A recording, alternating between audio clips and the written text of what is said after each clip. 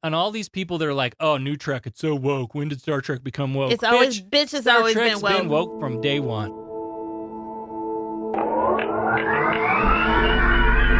Perhaps I could use this as an excuse to go to those far-off planets with little polka-dotted people if necessary, and be able to talk about love, war, nature, God, sex, all those things that go to make up the excitement of the human condition. This is the captain. Captain Christopher Pike. Spock here. This is the captain. Our intentions are peaceful.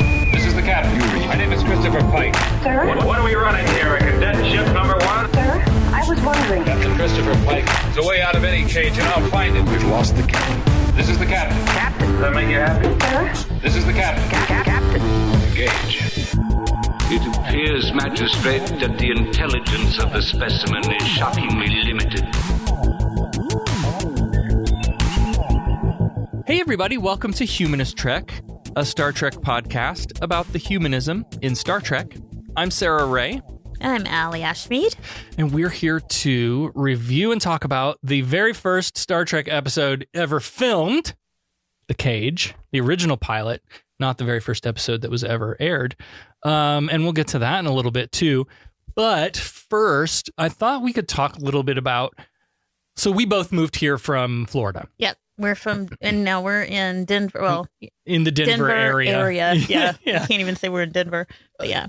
Yeah. Well, my other podcast, I was getting ready to like re-record the intro because the old intro says, and now from blah, blah, blah, blah, blah, Florida. And I'm like, well, shit, I got to change that. I'm like, well, what do I want to say? Do I want to say like, because technically I'm in the Eastern Plains. It's not the foothills of the Rockies. It's not in the Rockies. Like, I'm out east a little bit, but, like, I don't know. In or around. Yeah. Welcome to our podcast where we're in or around Denver or in or around the Rockies. Yeah, so I didn't know what to call that. I wanted to talk a little bit about, like, my employment journey. So when I first moved out here, I worked at a zoo. At the zoo. Not just a zoo. The Denver Zoo, right? I had worked for Disney for like 15 years, and so I had experience in park operations and attractions and that sort of thing. So I took a job at the zoo, and that's its own story. But working at a zoo completely changed the way I feel about zoos. And it was hard working at a zoo and having this opinion because... And Monica Miller from the American Humanist Association, she's the senior legal counsel or whatever her title is now. I think this journey started with her because in addition to her work with the AHA, she's also an attorney for the Non-Human Rights Project. And they had a case recently that went to, oh my God, was it New York or New Jersey? Anyway, it went to like the state Supreme Court and was about Happy the elephant. Oh, it was Brooklyn. Happy the elephant was in the Brooklyn Zoo, and like there were siblings and they like killed each other, and it was a whole big thing. There was this whole big thing about these elephants. Well, anyway, elephants are social creatures and they're not meant to be kept alone. Like they're not it's not healthy for them. And so there's this elephant at the zoo, and Monica's going to send me emails about how much of this I'm getting wrong, but that they had isolated because it was fighting with the elephant they tried to put it with. It was a whole big thing. And so they took a case to try to argue that non-human animals should have personhood rights just like we have. Oh, I like that. I love that. So like, what right do we have to capture an animal or breed it? Even if we're thinking, oh, we're being kind to it. Yeah. Yep. Well, we've provided it. We've provided it everything you need to live. As zookeepers, right? What I learned from them is, you know, they have to have all of this different stuff. There are all these different metrics that they use to determine the quality of life and well-being of the animal. Right. But is that enough? Is that right? Yeah, because you can't ask these animals, would you rather be somewhere else? Yeah. I mean, yeah, we're all giving you food and everything, but wouldn't you rather be where you were meant to be? So I feel really weird about it. Like, I know that we learn a lot about animal behavior, like how they do interact in the wild. And like, Yeah, but we don't need there's got to be a way to do it without putting them in. Right. We don't need to capture them to do that anymore. We have so much amazing technology where we can watch them from a distance and not interfere. Now. Yeah. And that theme may come back up again in next week's episode when we talk about things like extinction and survival of a species and what role we should or shouldn't play in that. Yeah, but I think it ties perfectly into the whole premise of this pilot that we're about to talk about. Awesome. Well, let's get into it then. This is the original series, very first episode, the pilot, The Cage. Sir, contact with an object. It's moving toward us. No visual contact yet. Deflectors, full intensity. Mr. Sulu. Yes, Captain. Anything on your scanners? It's coming at light speed. Collision course. Visual contact. Anything, over? All wavelengths dominated by ionization effects, sir. All engines full stop. We start on the bridge of the Enterprise, and the crew has experienced some kind of strange interference. One of the things that I picked up on like right away was like it's very clear Gene Roddenberry's military experience, like the influence that he brought from having served in the military. So he was a captain in the Air Force during World War II. Didn't know that. And so like right away the way these people talk to each other. So that was something that I picked up on like right away. What were your first impressions? So obviously we're watching the remaster. Yeah. So it looks better. Yeah. But it's still 1966. It's still 1960s. And they had that fly in, into the bridge, which is up on the top of the saucer section. Yes, and it flies I love in. that part. I did too. And then because I know they could not, it was not even possible for them to do that in 1966. Well, there was, I want to say that was in the original. Was it? In the original cut. I don't know. But you'll note that they didn't keep doing it on the next round of episodes. I assume because it was just so damn expensive. But I guess my first impression was, and I was kind of afraid to even go back and do the original series because I'm thinking I'm going to bitch the whole time about the lack of special effects and the acting was let's be honest, it was cheesy. Let's be honest, the acting was completely different. But so I thought that would just get in the way, but it didn't. It didn't. Nope. I have some jokes about the effects, but it didn't get in the way. So we finally get a fix on this disturbance, and it reads as an old-style radio wave distress signal coming from the Talos Star Group on a survey expedition ship, the SS Columbia, which was lost 18 years prior. Right. Okay, so a space distortion on a collision course. It's a radio wave. It's a radio wave on a collision course, and you couldn't tell that was a radio wave? Well, because I remember them saying, "Oh, it's an old-style radio wave," because they've moved so much far past that. I don't know. Yeah, it just read just so implausible to me. Like it's 2254 and you're like, it's a radio wave and you think that it's some hostile thing coming right at you. Yeah, it's coming right for us. But I still can't see anything is what they kept saying. So yeah. Oh, and I loved the screen, like the wobble, the effect. It was like a screen warble. I'm like, this is ridiculous. This is cheesy. So of course we have number one at the helm, who is a woman. Now in 1966, this was also big deal. Big deal. Yeah, and that woman is none other than Majel, who she's Gene Roddenberry's wife, ex-wife, second wife, and she's like always a part of the Star Trek universe because she's the voice of the computer now, right? But it was really cool to see her in the bridge as his number one. I thought it was funny too. Spock's talking about the ship disappearing, and so he say the ship disappeared 18 years ago, and he's staring at a computer screen in the wall, and he's yelling. That's just. He's yelling. He's like barking command style. He's yelling. But the screen on the wall is just a star field. There's like no information. There's no text. He's not reading. Like he's staring at the stars. relaying this report. Yeah. And then he waves his hand. And this reminded me of something, and I don't know what it is. To me, it reminded me of, okay, he's waving his hand. It's almost like today's screens where you just slide over. I'm like, that was weird. There was something. Oh, maybe it was because the Toy Story Mania. No, not Toy Story Mania. God, what ride was it? Oh, it was Legoland in Florida. Had a ride system, Ninjago.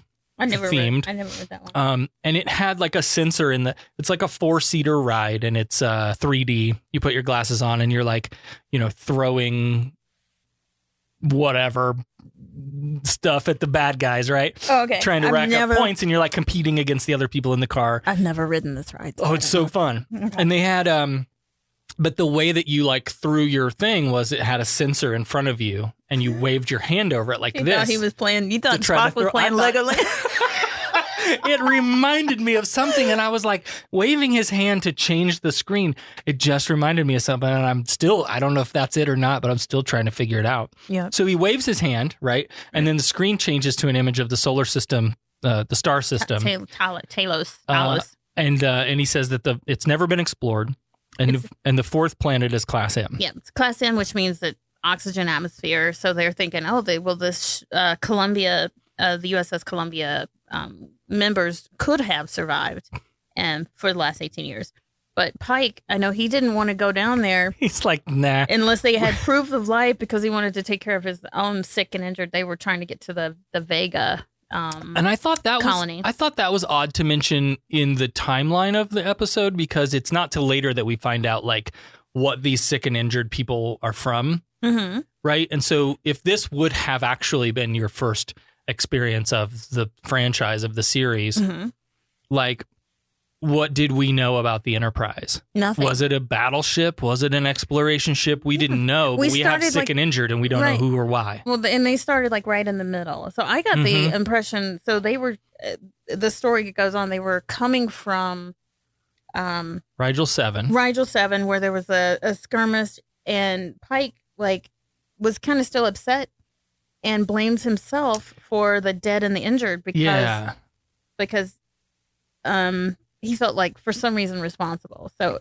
he was starting to, like, even at the beginning, he's like ready to quit in a way. And he's like, I don't want to be responsible anymore for 200 people, and he doesn't want to be responsible for the lives. Yeah. And making the life or death decisions every day. And so he's like considering resigning and stuff. So like already. Yeah.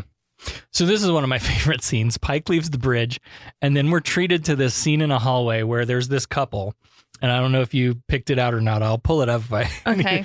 They were very clearly cosplaying as like 1960s tennis players. Oh. Did you catch this? Yeah. She had on like a pleated skirt. Short skirt. And he had on like a polo or something. I just thought, well, maybe they're off and they're going to the holodeck or something, because they weren't even in uniform, which you never see in the hallway, in the ship. So yeah, I did notice that, but I was like, I don't know, maybe it's nothing.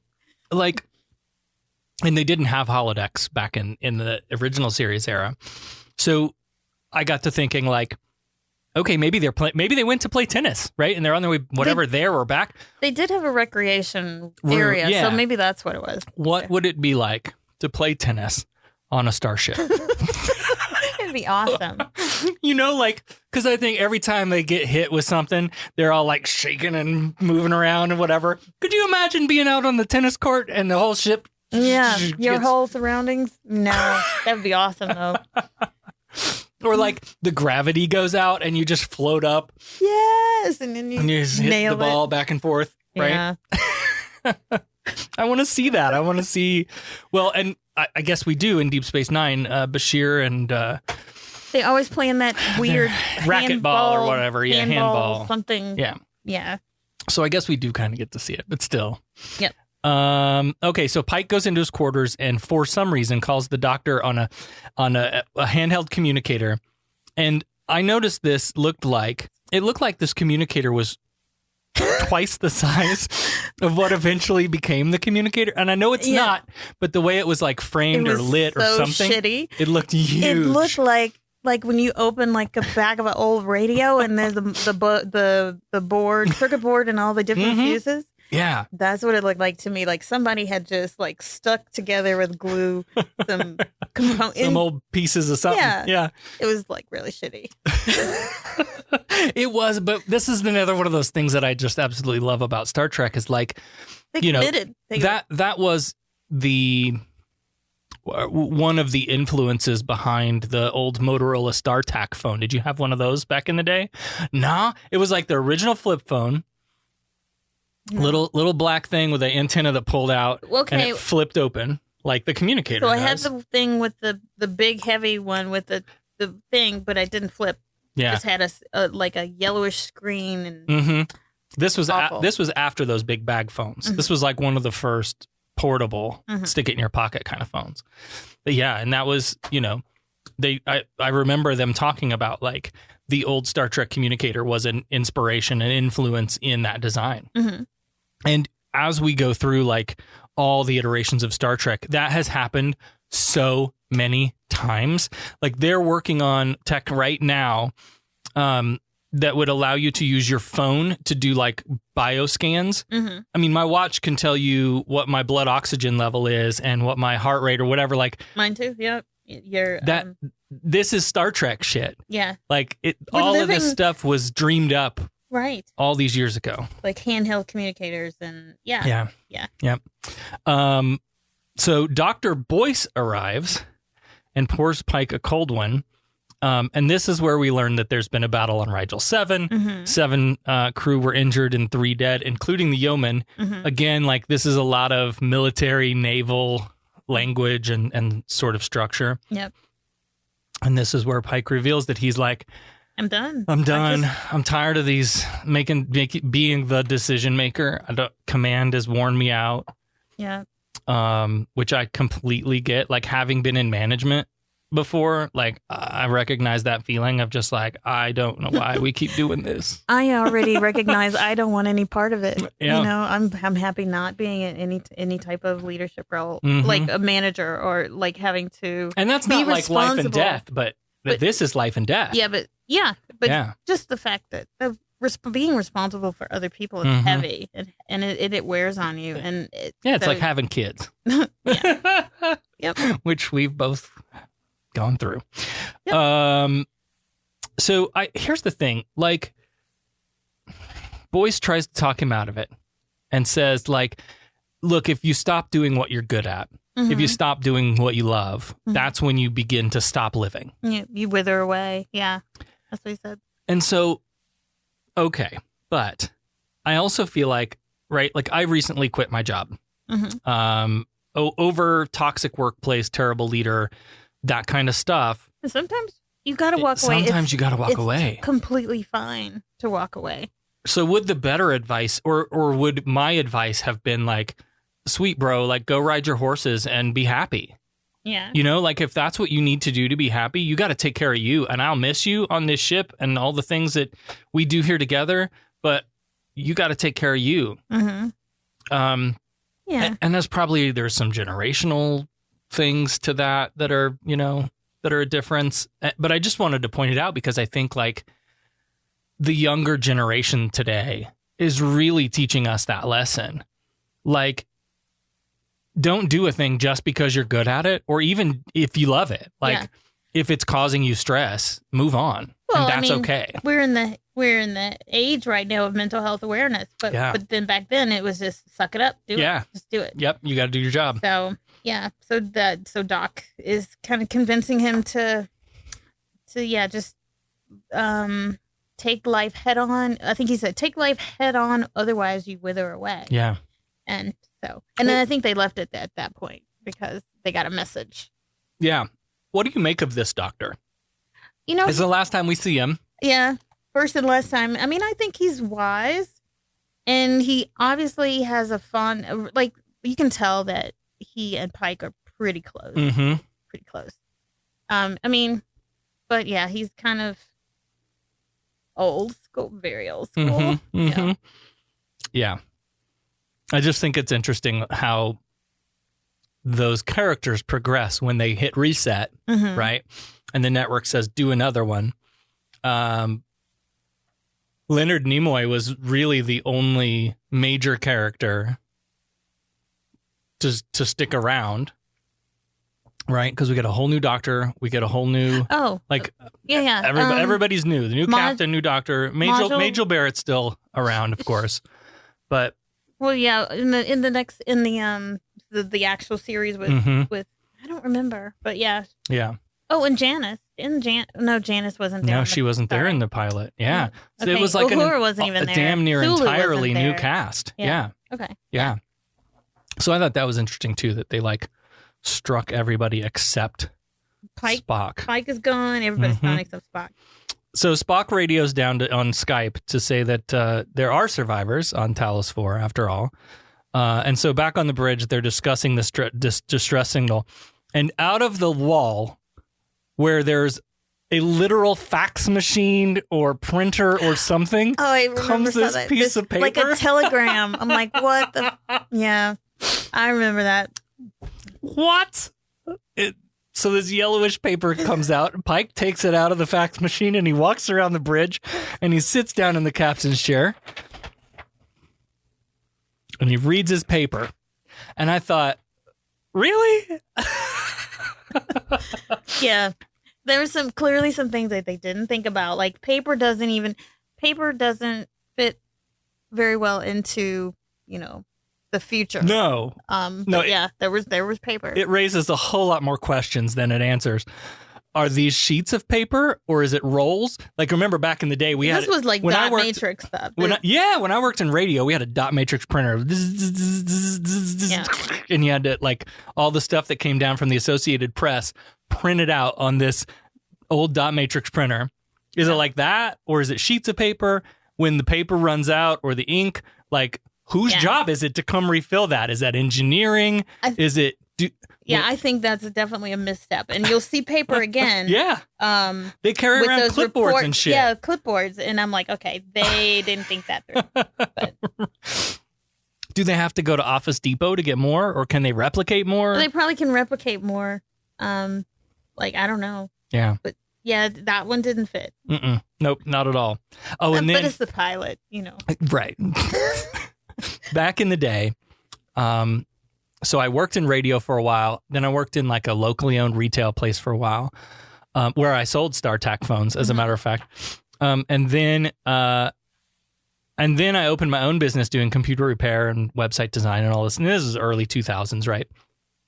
And I remember I took some classes at a local college to get a certification, to get an A+ certification. I have that. And we had to, in this class, take a laser printer apart to bare metal.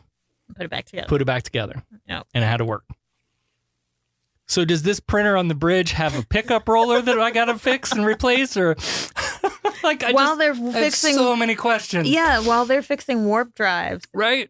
The printers, they still got a printer to worry about. They have to call down to lower decks and get some, schmuck to come up and unjam the printer. Yeah. I have so many questions. Yeah, that was a misstep on me.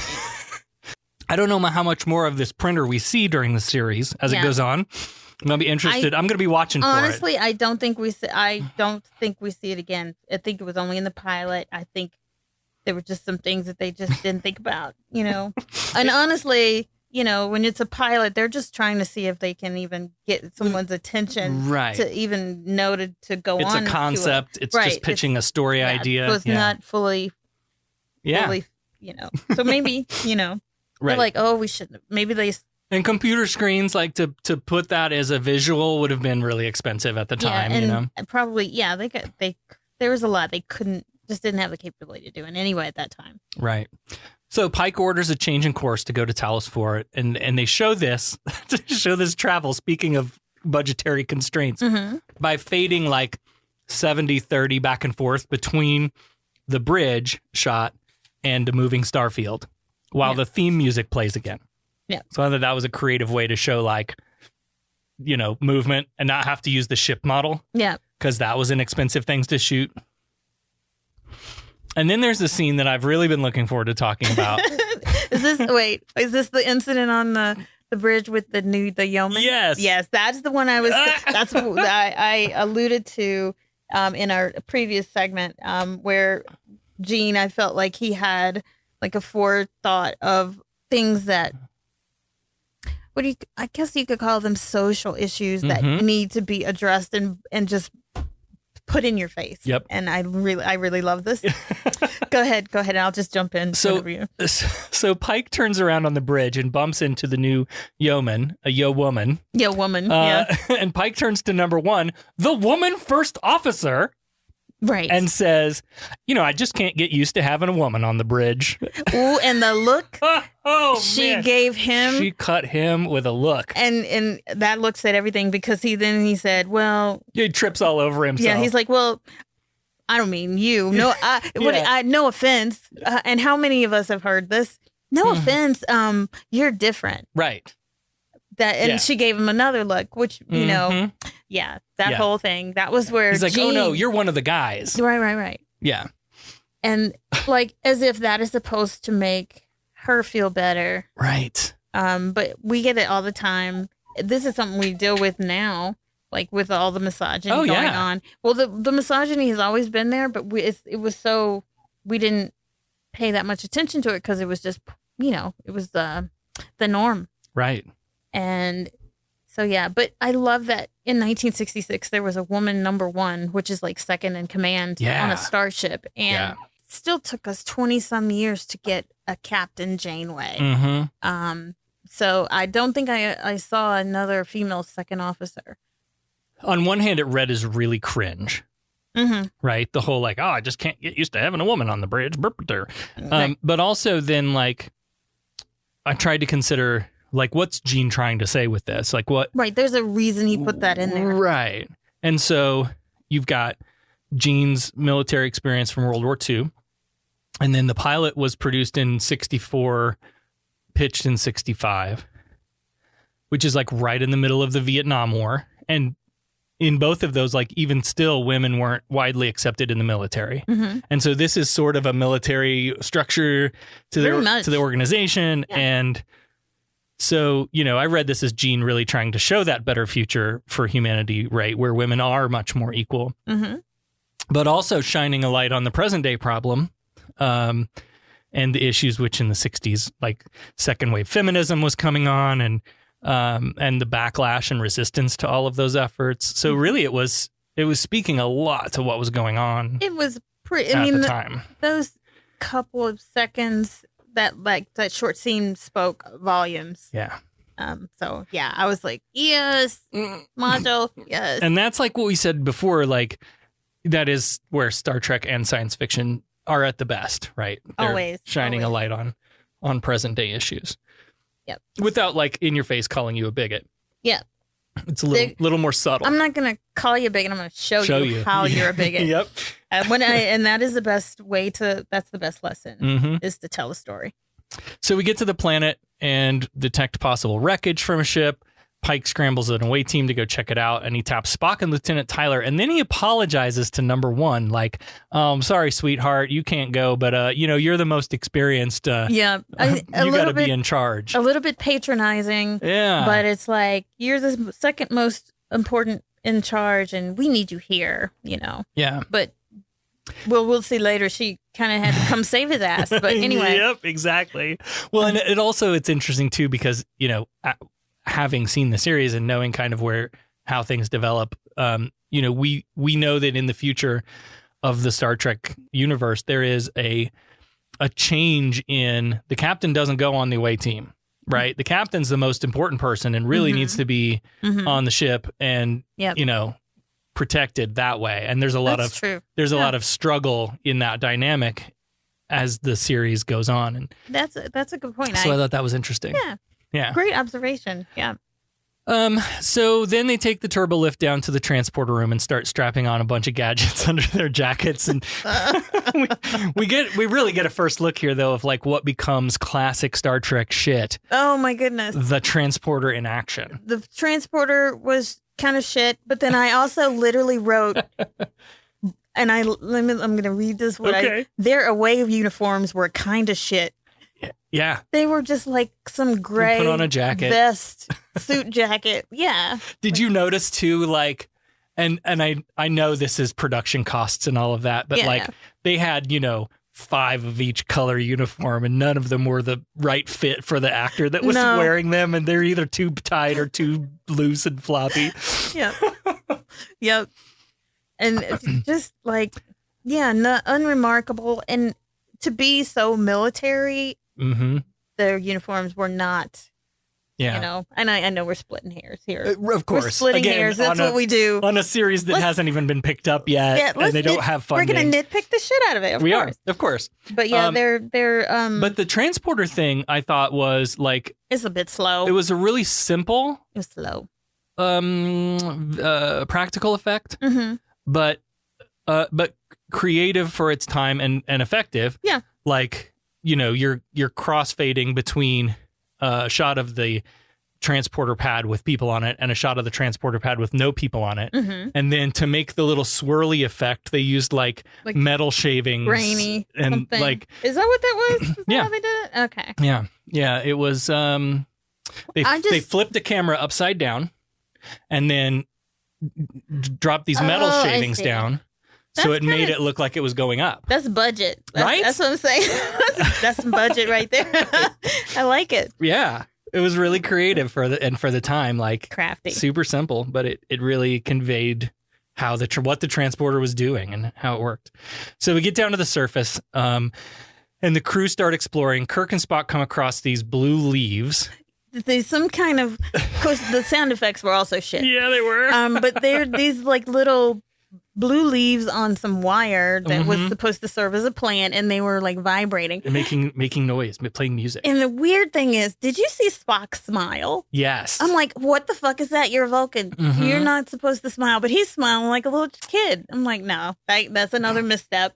Well, so that was back, before all of the revisions and the let's take a second crack at this.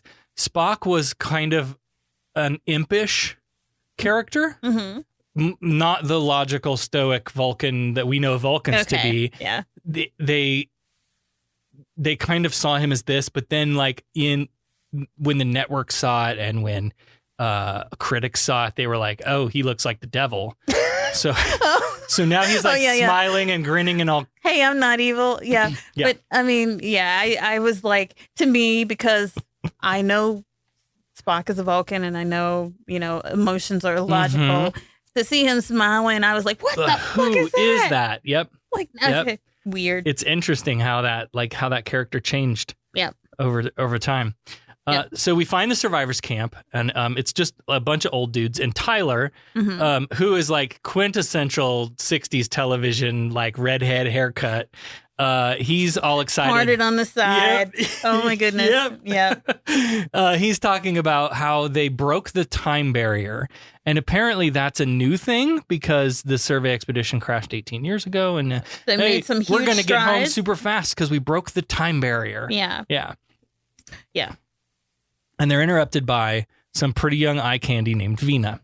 She is gorgeous, blonde. Like, okay, all the other crash victims are dirty, old, tattered clothes. She comes out, clean clothes, clean skin, blonde, blue-eyed, Right. So, yeah. Okay. On the bridge, don't be sexist. On the planet... Yeah, let's be sexist. Let's turn that shit up to 100.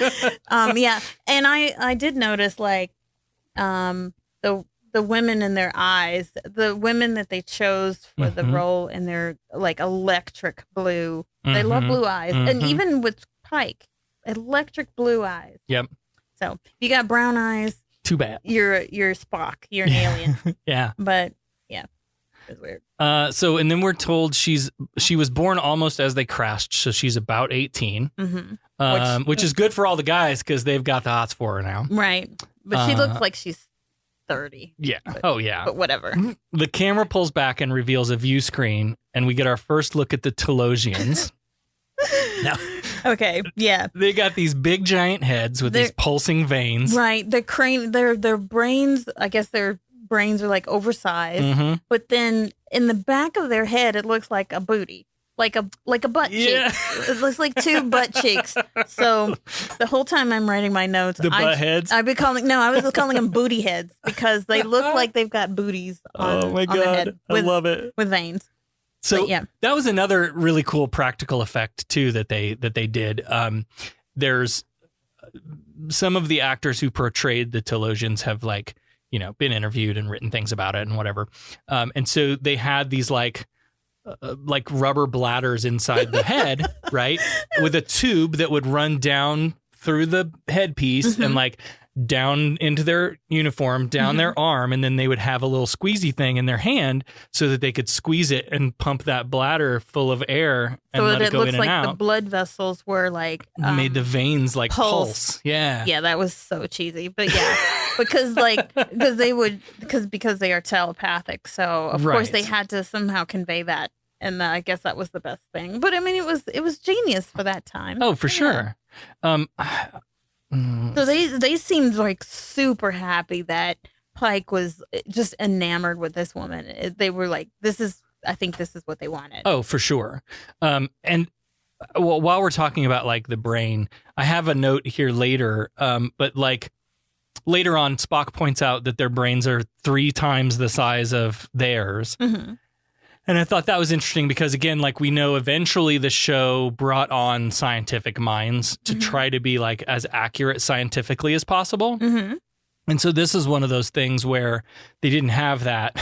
And like They're just making general. they're just, yeah, like it's a visual language, right? That shows the audience, oh, big brain equals smarter, which is just not true. or big brain equals telepathic, which, yeah. Scientifically, like there's no, there was a study that I looked at that talked about like it's just a really weak correlation between brain size and intelligence, especially when you look across species.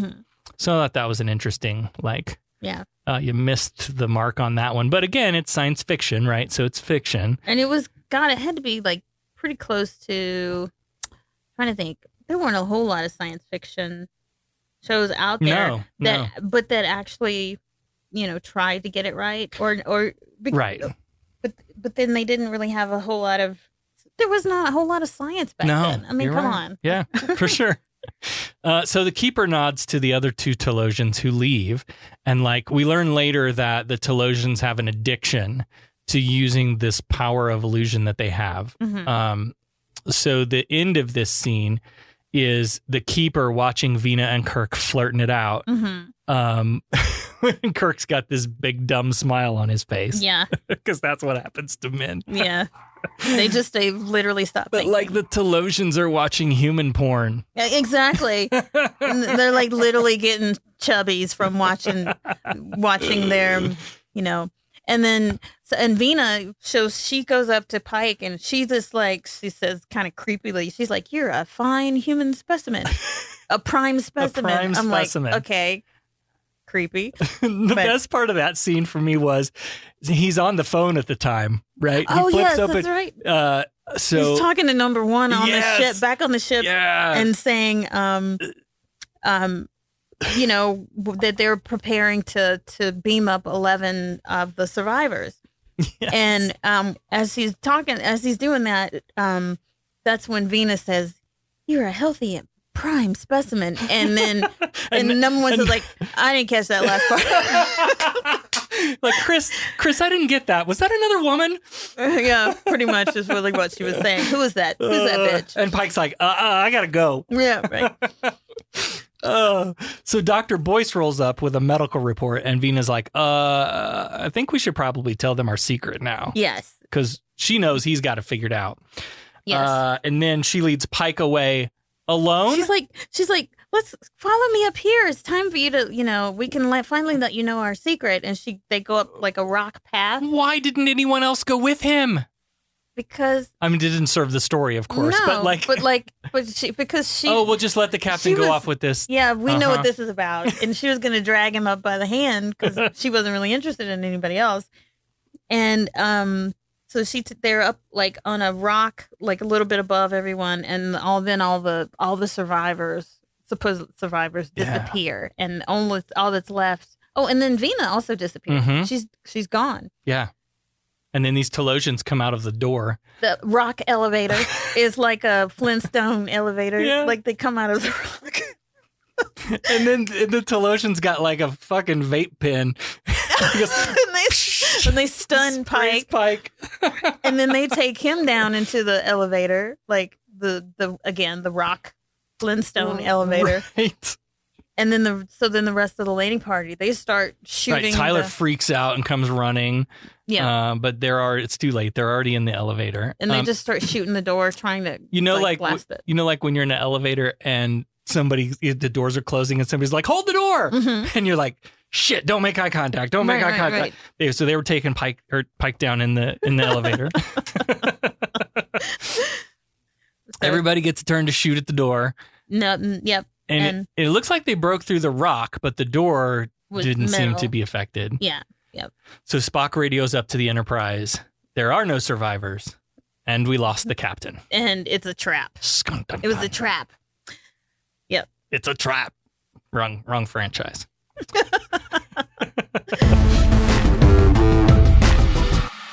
Pike wakes up in these underground tunnels and discovers that he's behind a giant sheet of plexiglass. And we also see another life form. So it kind of pans down the hallway, and there's this ape-looking thing with a pig nose. I immediately thought of man, bear, pig, and then I just said I didn't even think of that. Ape, bear, pig, because I love it. It was like an ape-looking thing with a pig nose, and it had like a mohawk ape, bear, pig. It was good stuff. And then there was another one next to him that was some kind of like eagle man creature. Yeah, there was this like black birdish, human-sized bird thing. Yeah, it was all real like Monster of the Week types, right? Yeah. So the Telosians come in and they're checking out Pike in his terrarium, and then we learn that the Telosians are telepathic, right, and understands humans to be inferior in intelligence. Mm-hmm. And the keeper dialogue here, I think, was brilliant because it's like, so let me tell this zoo visitor everything that they need to know about this captive animal that I have here. See, it's stupid, right? See, it's clearly stupid. We tricked it to come here with a fake distress signal, and the survivors were all an illusion. And see, now it's getting angry. He's primitive. So Pike starts giving his name and his rank. I'm blah blah blah. I'm the captain of blah blah blah. And they just kind of stand there, they're talking but not moving their mouths, and Pike can hear it and realizes they're telepathic. Right. So they're predicting his like, as you were saying, it's like they're talking to the zoo visitors, and he's like, oh well, now so they're like predicting his fear threat response. So it's like, okay, so now he's gonna get mad and show some physical dominance, and sure enough, he tried to launch himself at the glass to try to break it. And it did. It reminded me a lot of working at a zoo and hearing like that's interpretation, right? Yeah. You're an interpretive. Like we had a lot of volunteers that did interpretation, and that was their job, is to stand outside the cage literally and talk about like, oh, so when the animal does this is why this is what's causing that reaction or whatever. And but you kind of see how, like, if you were the animal in the cage, as Pike was, how insulting that is. They're talking about me like I'm not even right. Like I don't even matter. But they don't I'm a see thing. him as an equal. I'm a thing. Yeah. Exactly. So back in the conference room on the Enterprise, Spock and company are trying to figure out what's going on. They've got it figured out that everything's an illusion. The Telosians can read thoughts and memories, and Spock flips a switch, and on the screen comes up what has got to be a storyboard artist sketch of a Telosian. The head. It's like a real simple sketch. Yeah, an outline, pencil outline, no detail. Hey, they did what they could do, back then. Right? So this is where Spock points out their brains are 3 times the size of ours. Yep. Which is not based in science. And then number 1 decides to take Tyler's suggestion and transfer power from the ship to a stronger laser blaster. Did you also notice that, like, throughout the episode, we didn't have phasers, we had lasers. And that was a thing that changed from the first pilot into the series that I thought was cool. Yep. So Tyler says that this laser blaster thing is strong enough to take out a whole continent. Okay. So meanwhile, back in the cage, Pike is pacing around looking for any kind of escape, and we learn that there are thousands of Telosians, which I didn't remember from having watched it the first time, but they were like, oh, there are thousands of us are scanning Pike's thoughts right now. Oh, yeah, I do remember them saying that. I didn't. And you only see like four the whole time, yeah. So I thought I didn't remember that from all the other times that I've watched it. Yeah. So they're all reading his thoughts and his memories, and they hone in on his recent death struggle on Rigel 7 that we talked about. That he's kind of like, that's got him making him feel like he wants to quit. So they really just they kind of like that, new stories, new conflicts to see. Yeah, you can't watch the same old human porn. Right. After a while, reruns. After a while, it gets old. You know like, exactly what's going to happen. Who wants reruns? I mean, come on. So they want to give him something more interesting to protect because he does have a sense of like to protect people, but they want to like amp that up. So they recreate this place in Rigel 7. Mm-hmm. But they replace the character with Vina, and now he's got to protect Vina from another monster of the week. Weird ass man, bear, pig guy. Caveman, bad teeth. Oh yeah, it was a Neanderthal looking caveman thing. Viking. Yeah. Couldn't be a Neanderthal because he had like well-formed weapons. Yeah, right. But he looked like a Neanderthal with fur wearing. I mean, it was just a mashup of bullshit. Right. Yeah. Well, it's all like, let's go down to the prop room and see what we can find. Just the costuming room on or whatever, right? So this caveman, this starts out in Pike's mind just how it started on Rigel 7. So he's like, this is just how it happened on Rigel 7. But he knows it's an illusion. Right. He knows he doesn't even want to play the game. And then Vina's like, come on, we have to go get food and shelter. And Save me. Terrible acting. Sorry, girl. But I know you was doing your best, but it was awful. Well, this leads us to the first of many classic Star Trek fight scenes. We didn't get any of the like karate chop to the back this time, though. No. Not yet. And Pike's figuring out that Vina is not just an illusion, that she's actually real, or maybe. And so then after this quick fight, Pike falls from a high place. Yep. And then the Kalar, that's the name of this Neanderthal monster thing, is a Kalar, jumps down after him, but Pike like grabs a serrated blade and lets him fall on it. Yep. And then boom, they're all back in his cell and the big brain booty people are watching him. Yeah, and Vina's all like, "Take me now, Captain." Yes. Until she notices the Telosians watching. I'm burning up. And then, yeah. So she's not much of a performer or an exhibitionist. She doesn't like having an audience. She's only 18. Right. Wink. So then Vina's throwing herself at Pike, but he's not having it. And up on the surface, number one and the crew are installing this giant laser cannon, which also seems to fail to blast through the door. Right. And it's going to overload. So they have to shut it off because it's like not doing anything. So Vina finally agrees to tell Pike about these aliens and how far their powers can go. They can't make you do anything you don't want to do, but the illusions are very persuasive and they'll punish you, right? If you don't play along. And then we learned that war forced the Telosians underground thousands of centuries ago, and that's when they developed these mental powers. And then it became an addiction. So there's a little backstory on them. And then Pike figures out that they'll be expected to mate, and Vina says they'll be like Adam and Eve. And then a Telosian shows up and punishes her. And she's like screaming. And her punishment is a really, really bad headache.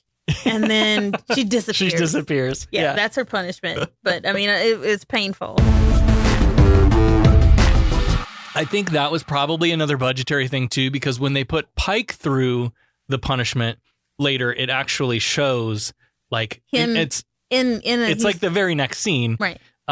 He's trying to find a way to escape, and the keeper gives him a drink, and they're like, drink this shit. And he's like, I don't want to. What if I just starve myself to death? And they're like, oh, you'll drink. And then we're gonna punish you if you don't. Light him on fire. Well, so here's what the Telosian said. He's like, so they want to give him a taste of what punishment is like if he refused to eat. This is what the Telosian said. He says, we wanted to give you something that was from a fable that you once heard in childhood. And to me, it looked like a version of hell because he was like suddenly transported and surrounded by fire and in pain and with some stuff on his hands. I don't know what that looked.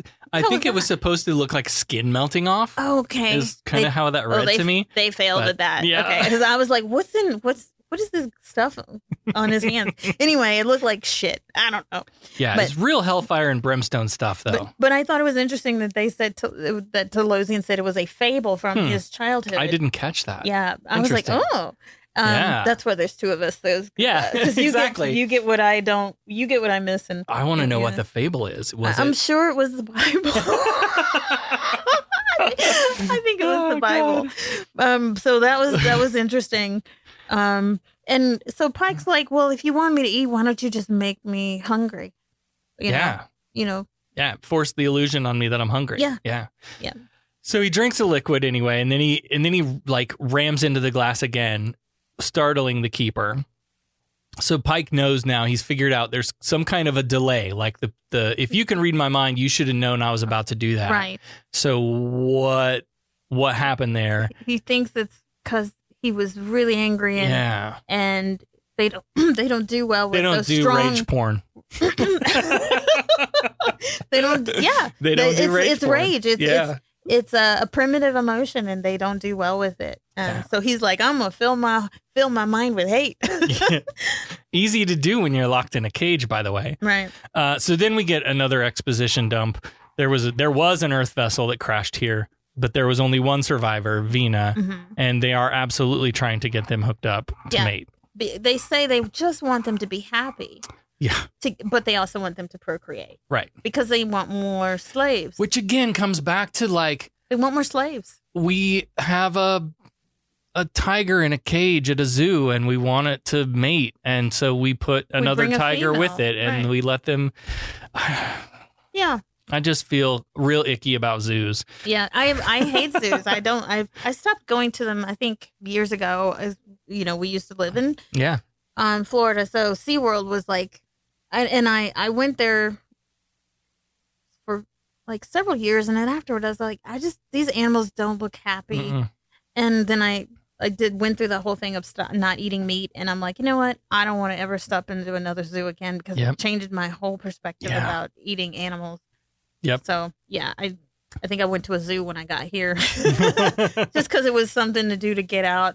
Yeah. But I generally don't like zoos. I hadn't ever thought about it really, really until I took that job and was like walking around a zoo all day. And I was like, these poor animals. They don't belong in the middle of a city. No. They've all been taken from their but home. they have... Like, we've determined that this species of zebra requires X number of square feet to be...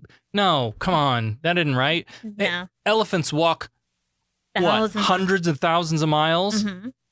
And you put... Oh, but we gave them, so many yards. Look what we're doing Come for them. on. Yeah, if they're still captive. So, yeah. Yeah. So then we're in another illusion now in the countryside on a picnic, complete with Pike's actual horses. Now, this he had described... to Boyce earlier when he was talking about like, I can't handle the stress. I want to go like home and sit in the park and like ride my horses and stuff. So Vina tries to convince him they could live out their lives right here, just like this. Good old husband and wife, which I thought that was like a weird line too, that he kind of reacted that one little like, you're not my wife. Yeah. I didn't marry you. This isn't, So Pike's not having any of it. And he's still trying to work out how to beat these aliens at their own game.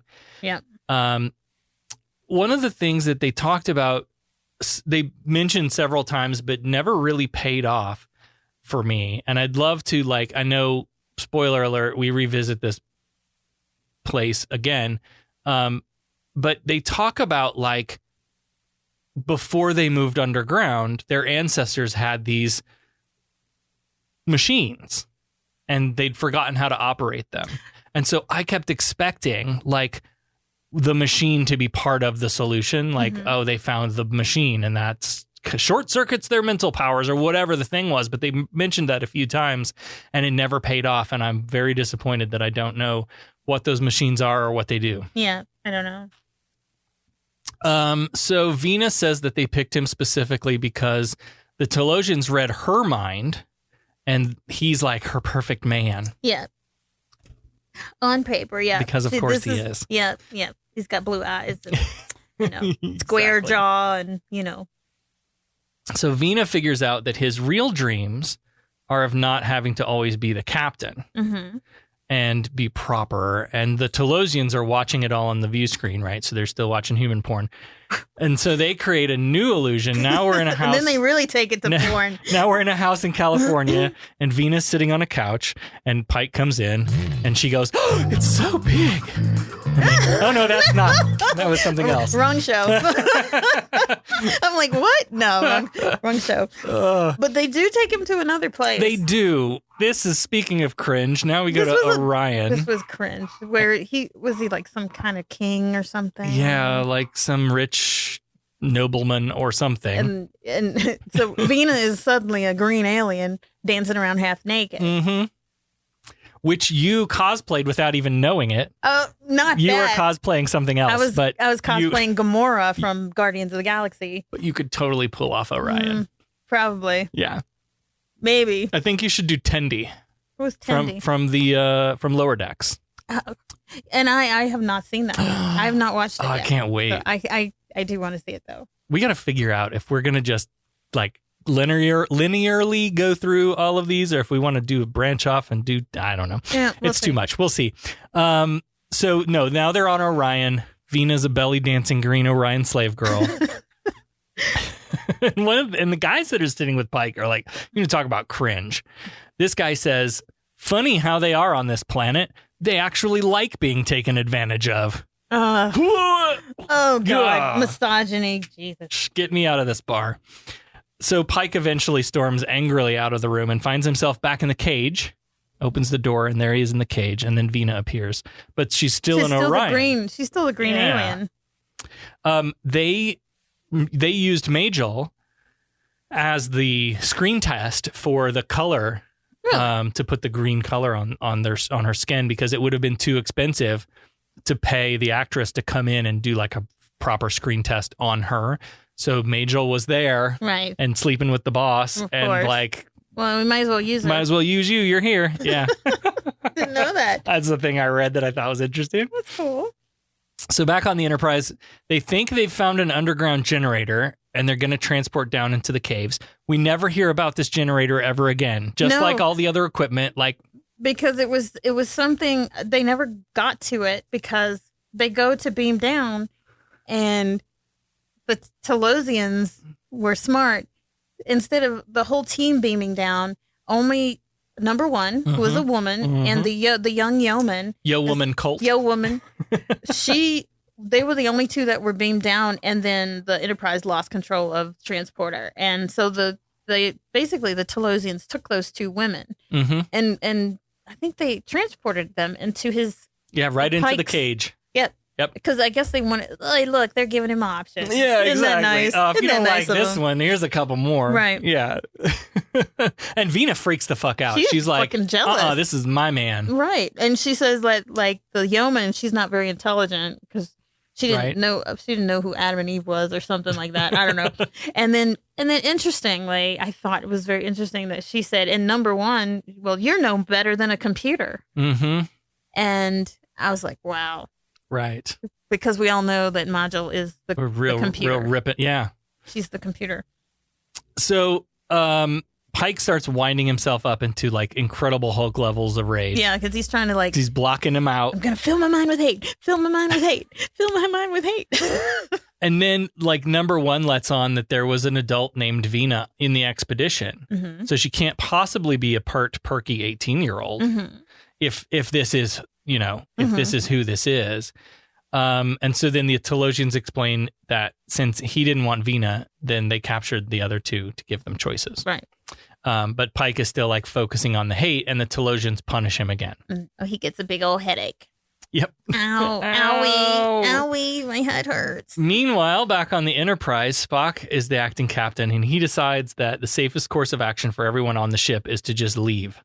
Leave behind everybody. We gotta get the hell out of here, because That's logical. We're trying to call down and nobody's answering the phone. Right. So if these aliens are as powerful as they seem to be, then like we just better get the hell out of here and cut our losses. Which is crazy because he's not a coward. Like Spock is not a coward. Right. So that was very uncharacteristic. And also his character at that point had not been, built into the logic driven, whatever, like making that decision. Mm-hmm. That seemed like a logical decision. Like, Right. oh, we could lose everybody on the whole ship. Right. Or we could go now and just lose those 4 or however many 3 and we'd be okay. Yeah. But I mean, I can't, but in all the years of watching Star Trek, they're always in that situation. Yeah. And they never leave them behind. You don't leave anybody behind. No, the needs of the many. Psh. Yeah. Downstairs, Pike and the women are in the cage and everybody is sleeping except Pike, who's pretending to be asleep until one of the Telosians opens this little hatch in the wall to try to grab the laser guns. I was wondering, because I was like, why the fuck are they trying to sneak into his room? But yeah, that was why, because I guess the lasers were right there at the little hatch. Yeah. Couldn't they just have telepathied some, like, make it look like they're not there anymore or whatever? I don't know. Pike jumps up and grabs the Telosian and, like, gets him on the ground and he's got his hands around his neck, strangling. And was that the magistrate or was that the keeper? I got very confused on who these butt crack aliens were. Which one was which? One booty looks the same as the other. I couldn't tell them apart. That's how racist of us. They all look alike. All look alike. Yeah, all Telosians look alike. Oh man. So anyway, whichever one it is, but the magistrate. Meanwhile, while he's choking, what's his name out? Telosians are stealing all the ship's data. So they're like downloading all of the ship's data that has like all the history of the humans and stuff in it. Pike figures out that the power of illusion, like maybe our laser guns did actually work and the Telosians are blocking us from seeing that. Maybe that's an illusion too. Yep. So he's really starting to figure it out. Once that illusion went out, like they can exit the cage. Right. He figured it out. It was an illusion that the phasers did blow a hole in the plexiglass or whatever, but the Telosians were just covering it up. And so... And same with the giant cannon back up they on did the planet's blow the surface. door. It blew the whole top off. Yeah, but they didn't see it. Yeah. So they go up to the surface, right? And so at this point, Pike has the Telosian at phaser point and is threatening. Yeah. So he takes everybody out. Number one, the Yo-woman, Vina, and the Telosian. So we all go back up to the surface. The magistrate, keeper, whichever one butthead alien it was, tells Pike, like, look, you have to pick one of these women and start living here. Like, this is the deal. Right. And so Pike makes an offer, like, I'll trade you your life for the lives of number one and Yo-woman Colt. And he offers to stay and play along if they let the ship go. So, like, listen, I will stay here and be your caged animal. Just let my people go. Right. Which is a very, like, needs of the many theme. Which is what a captain is. It typically is known to do. It's not just his job, but it's also his character. Right. That's who he was. Number one has a line here that I loved because, again, it's like, clearly speaking to the times. It's clearly humanist. She says, it's wrong to create a whole race of humans to live as slaves. Mm-hmm. And to say that on TV in 1960 something. Wow. Some people weren't ready to hear it. Right. Yeah. But again, like, this is a great example of how we're saying it. But and all these people that are like, oh, new Trek, it's so woke. When did Star Trek become woke? It's always has always been woke. Star Trek's been woke from day one. And this is it. And that motherfucker that said that, he's not a true Star Trek fan. No. He loses his card, whoever that is. So I loved that line. I love, we don't spend a ton of time on it. It just, it wraps up the whole He drops some bombs, but thing. there's some good ones. They're little, but they're good. Yep. So then she goes, number one, she sets her phaser to self-destruct. Yeah. And so the Telosian's like, what? Wait, what? You gonna kill yourself? And all of us?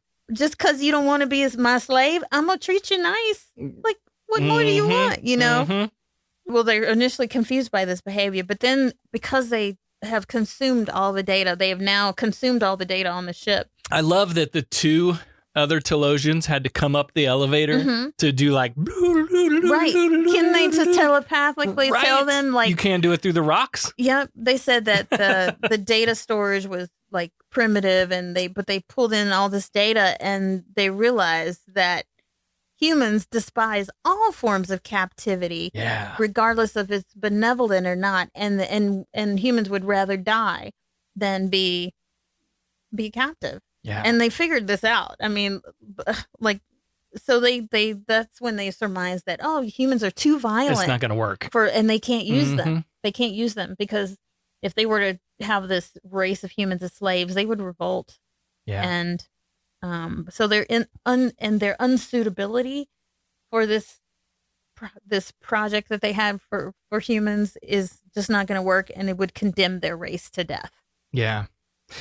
I thought this was an interesting take on it too, because like it addresses the human issue, but it doesn't really come back and address the like man, bear, pig, and the bird person and all of that. But you're still putting people in cages. Like you're still running a zoo down here. Right. And that we didn't address here. Yeah. I mean, and I guess because we can only 40 show minutes it or whatever to make your right, and we're going to show it from a human side. But obviously because they couldn't have built that human race that they wanted, they're going to die out. They know they are now. Yeah. They know that they're going to die out now because they can't live off or feed off of human memories and stories and then get their drug, get their fix. They got to have fresh human porn. You can't just watch the same old human porn. Right. So Pike offers a trade, mutual cooperation, but that doesn't cut it. Mm-hmm. Power restored on the Enterprise. Yoam and Colt and number 1 beam up one at a time, which I thought was interesting that they've materialized one at a time. Mm-hmm. Still no Pike, though. Yeah. Vina reveals to Pike her true appearance, which is an old woman. But not just old, though. She's scarred. She's broken and she was the misshapen. lone survivor from this nasty crash on this planet. Yep. 18 years ago. Yep. And they put her back together as best as they could because they didn't have a human reference, so they didn't. Could you imagine? Yeah. Like putting something back together it's like if I took apart that printer and just gave you all the pieces and you had never seen a printer before. I'm going to put it back. It ain't going to be, it might work when I'm done, but it ain't going to look the same. And she was looking pretty rough. Mm-hmm. And she's like, this is why I can't go with you. And I belong here with them. Yeah, so they were keeping her young looking. And then after the crash, the Telosians had repaired her, but they didn't know what they were doing. So they're keeping this illusion of beauty, and Vina can't leave it.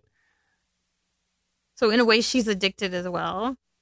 But haven't our humans that vain still in 2260, whatever year this was, has reconstructive surgery not come along yet that we can put her back together better than they did? Yeah.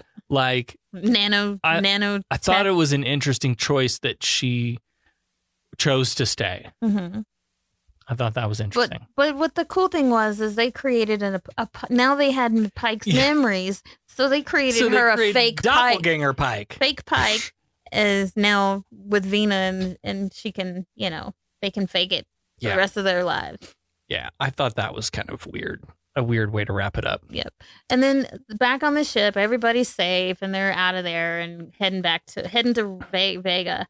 And then the funny part, here's the humor.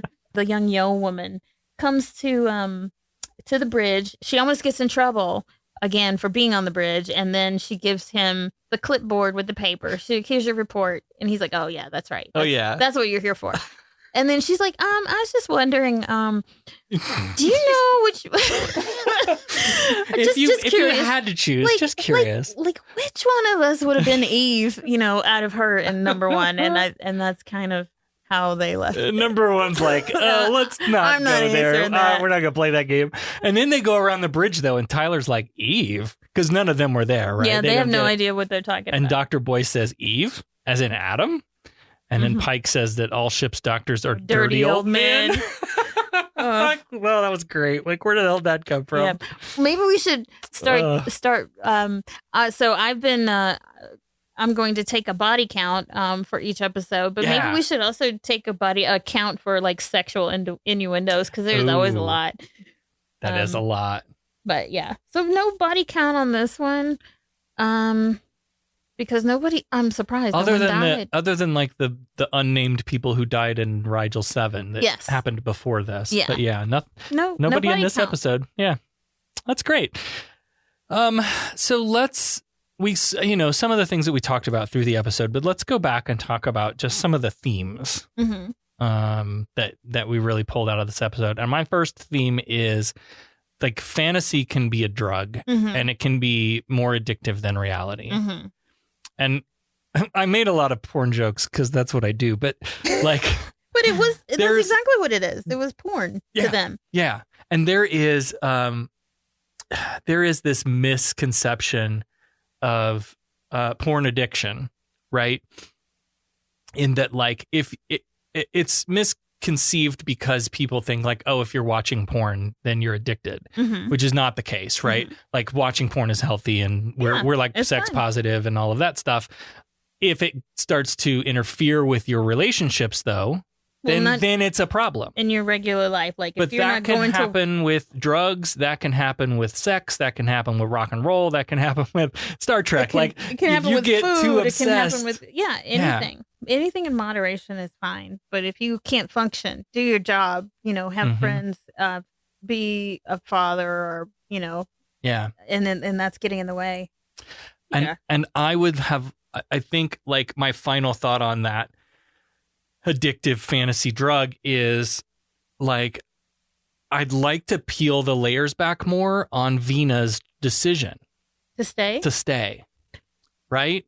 Like, were they really keeping her alive in a like medical sense? Because it didn't seem like it, right? Well, I think she was just as addicted to, because 18 years, she'd been there for 18 years, and if she was an adult already, she knows what humans are like if you don't look nice, and what's she gonna go back to? Right. So this was her happiness in a way, and so And then the other theme I had was, and we talked about this a lot, was like keeping inferior life captive. Cages, like working at the zoo, and how that like feels and connects. Yeah, and also making assumptions that they're inferior just because they're different. Yep. So the noticing a difference in some species and thinking, well, I deserve to have you serve me. Yeah. That's wrong. And it's always been wrong, but to show it in that light was pretty clear. Yeah. There's a lot of discussion in like humanist circles that even the word humanist is in a way like racist isn't the word, but like speciesist. Something ist. Right. There's an ist. It's ist. It's, what we point out in this episode is like the captor sees themselves as the prime species, right? I am the superior, and the Telosians saw themselves as the superior species. And we do that with every animal that can't talk, like, and some that can, like we see humanity as like the pinnacle of evolution. Like, we are the best thing to have ever come along. And so then we allow ourselves to use that to do shit to other species and others of our own species. Oh yeah. We know we have history horrible. Of that. Yeah, that is human nature, and I don't like that. Yeah.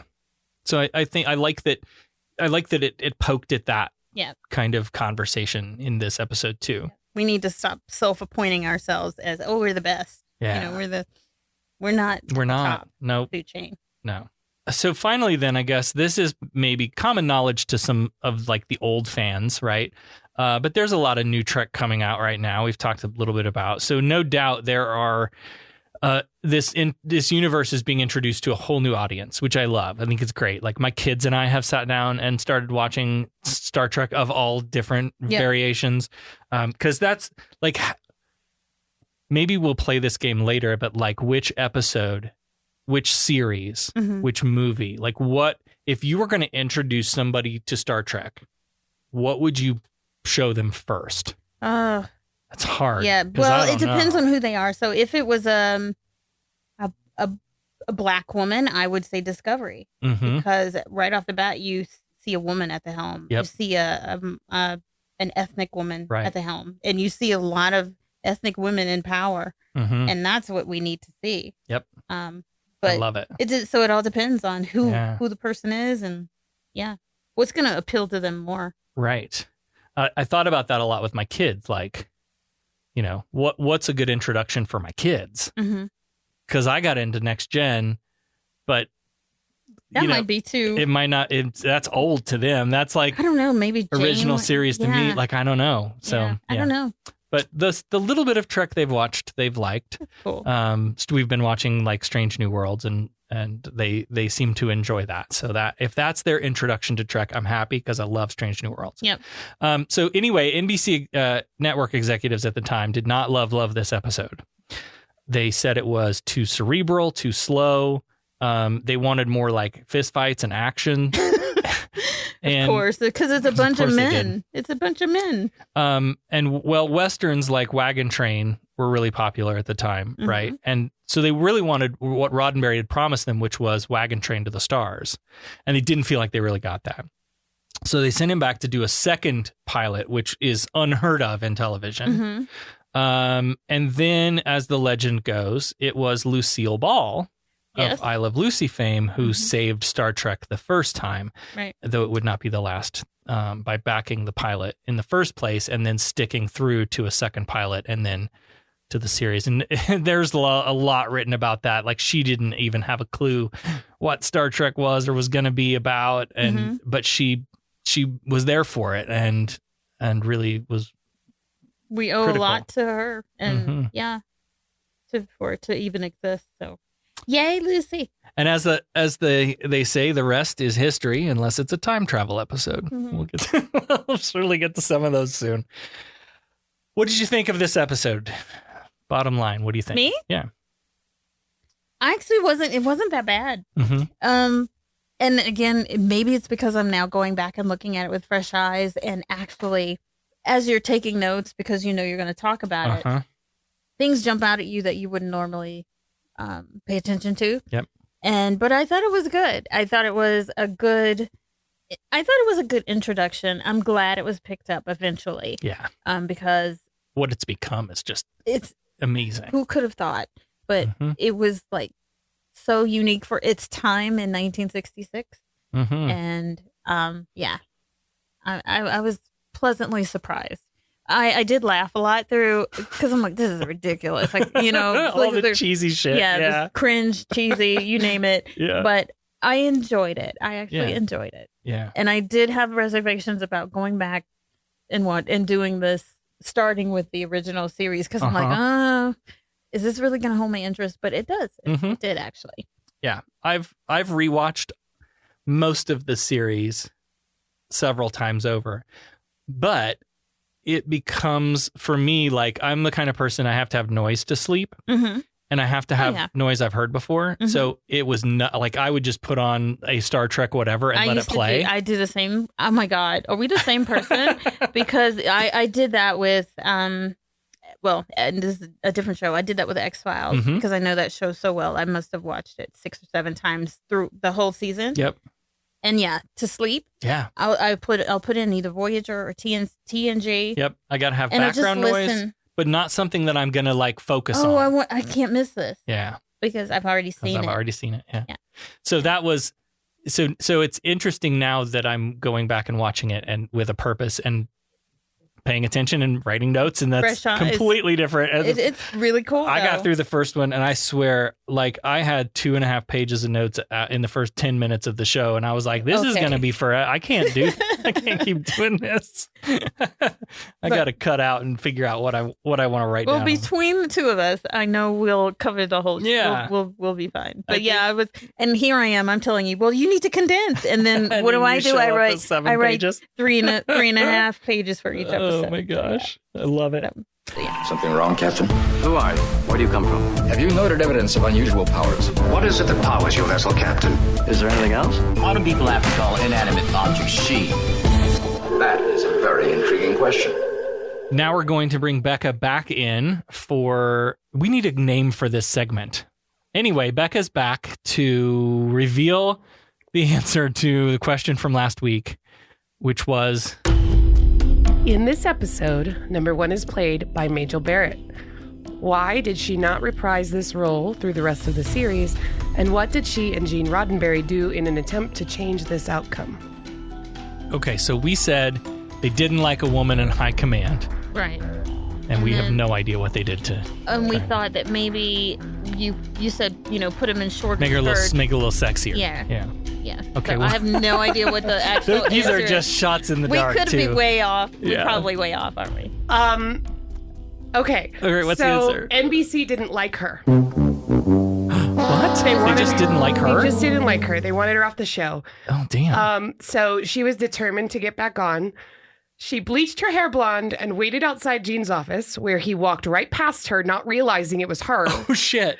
He agreed that if it fooled him, it would surely fool NBC. Thus, the reoccurring character of Nurse Chapel was born. Uh-huh. And then they even changed her name in the credits for The Cage to her birth name, Emily Hudek, with the hope that NBC wouldn't realize that Hudek and Barrett were the same person. Shit. Wow. I did not know I that. had no idea. Good job. Wow. I wonder why they didn't like her. Just her personality. I think, with your answer about not wanting a woman in first office, it could have very well been in that. And they just said it as like, oh, right. She's not the right. When researching this specific question, I did see somewhere where it was stated that it was either the Spock or the woman as a first officer, one or the other. You can't have both. Right. I do remember hearing about that. So it could have been. They wanted to get rid of Spock, but they were like, no. Good job. I'm going to enjoy this segment of and I'm going to learn so much. That's so cool. Here we go. Let's have the next question. The next episode we're going to be reviewing is The Man Trap. Yeah. Okay, this is... I have a feeling you're going to get this one, but I don't know. Okay. In this episode, something happened for the first time that would happen 19 more times across the life of this series. I know what it is. I know what it is. 1, 2, 3. He's dead, Jim. Yeah. Woo, that's got to be it. I literally wrote that down because I'm like, oh, that just got me. Because I'm like, oh, he's going to say that so many more times. But yeah. And it was the first casualty. Right. The first of the body count, which I am keeping track of in each episode. And so he's like, oh, he's dead, Jim. Yep. So I'm like, oh, that's got to be it. That got me right there. Yeah, that's got to be it. All right. Well, we'll find out on the next episode when we invite Becca back for the exciting answer and the question for Charlie X. Yep. On the next episode. And hopefully we'll be right. Somebody's got to keep score of who's right. Oh, that's a good idea. Yeah, how many we get right and how many we get wrong. Right. That's good. Yep. Yeah. All right, that's going to wrap up this episode of Humanist Trek. Join us next week when we talk about The Man Trap. Man Trap was the first aired episode of the original Star Trek series. And here is Paramount's top-notch capsule writing crew. A shape-shifting, salt-craving creature terrorizes the crew of the Enterprise. That's the best they came up with. All right, so we'll see you next time. Bye. Live long and prosper. Oh, hell yeah. Humanist Trek is available wherever you replicate your podcasts. Follow us on all the social medias at Humanist Trek. Become a patron at patreon.com/humanisttrek. Send emails to us at podcast@humanisttrek.com and visit our website, humanisttrek.com.